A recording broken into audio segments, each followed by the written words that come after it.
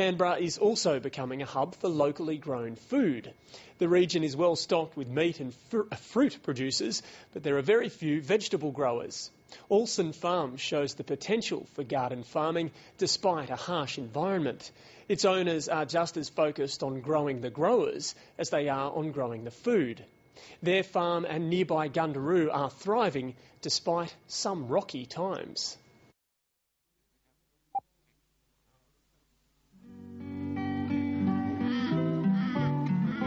The scene is only 36 kilometres from Canberra, but a century away in time. This is Gundaroo, a town that was on the map when Canberra was no more than a squatter's cattle run. But Gundaroo's destiny seemed to be obscurity. Weekend magazine this Sunday takes a look at Gundaroo, a relic of 19th century Australia that progress bypassed and left to quietly fade away.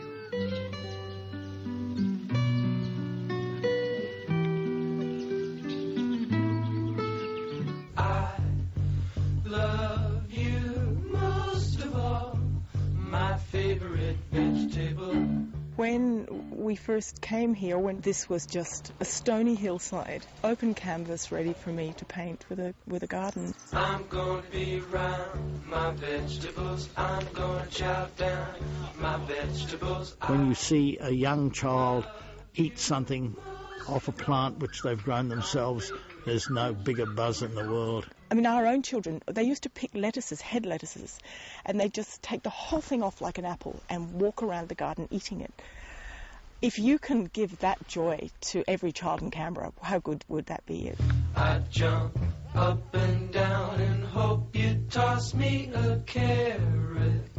Chris, this is our edible landscape which we've created at the front. What we've done is we've used fruit, grapes and strawberries, rhubarb and vegetables. We've got artichokes and lots of herbs, and they are just beautiful things. I think that they are just as beautiful as flowering plants in a garden, and at the end of the day we can come out and pick them and eat them. That we really are interested in food here. We are interested in what we can grow year-round in quite a difficult kind of condition. Eat as much junk food as you want, as long as you grow it yourself. I'm gonna keep well my vegetables, cart off and sell my vegetables. I love you. Well, Chris, you've been up in the domestic garden with Joyce talking to her.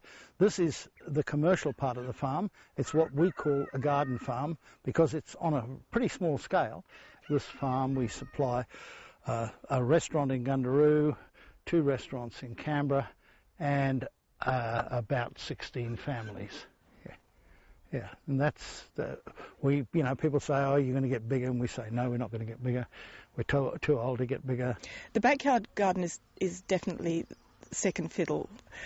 The real game here is half an acre of commercial garden, which is grown in dead straight lines, very precise, very accurate. It's a garden which has to produce. It has to produce efficiently, and it has to produce really good quality. Have you seen an evolution in that demand for homegrown food? Yes, I have. I think we've never had a problem marketing our that's one of my friends. We've never had any problem with demand for the food that we produce, but we're very small-scale producers. But when we started doing this back at the beginning of the 80s, there were very, very few people producing any food that was going directly into Canberra.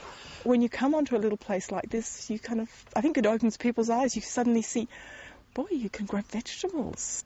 It's a great shame. You know, people flock to Pielago during apple season because they can get fresh apples off those wonderful orchards there. And they would flock to vegetable farms if they were there too, but they're not there. Canberra growers should kind of broaden what they grow, because it's totally possible to grow for 12 months of the year, to eat out of a garden for 12 months of the year in Canberra, and that's been a bit of a mission. As soon as I discovered that, I made it a mission to teach people how you can do it. Oh, David Vigil, I tried to kick the ball. 8 has to be inside the circle, not outside. Okay, let's just go down here and have a look at these chickens. Which means I don't have to keep resowing. I just get more out of one plant, and it's a much higher quality product. What do you try and share with people about your passion for gardening and creating food? If you sit and talk with gardeners, you learn something. And if you're open, you learn every day. And so we are open. I mean, people comment that they think we're generous with our time and that we... But how couldn't you be? There are really only two kinds of agriculture, one based on hydrocarbons and another kind of agriculture which is based on the sun and runs on the sun. And I believe that the hydrocarbon type of farming has a very limited life. I love you most of all, my favorite vegetable. So you said it was an open canvas when you came here. Is it something of a masterpiece now? Oh, no. Work in progress? No, gardening's a mountain without a top. And that's what's so nice about gardening, what I like about it. We'll never get to the top. It's a lifetime adventure. There's new stuff happening all the time. I'm gonna be round my vegetables. I'm gonna chow down my vegetables. I love you most of all, my favorite vegetable.